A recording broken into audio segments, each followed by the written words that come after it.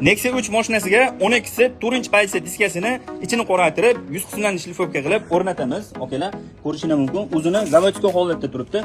Biz bu 12 diskani Nexia 3 mashinasiga o'rnatamiz. Ish jarayonlarini kuzatib boringlar. Videoning oxirida Nexia 3 mashinasiga qanaqa turganini ko'rib, bitta baho berib ketasizlar.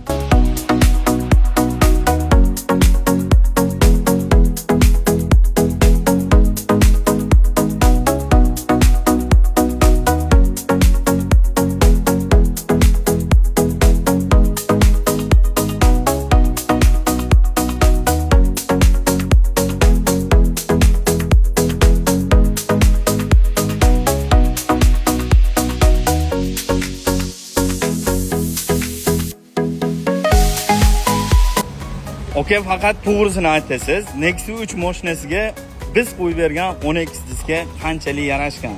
Bitta ko'ring.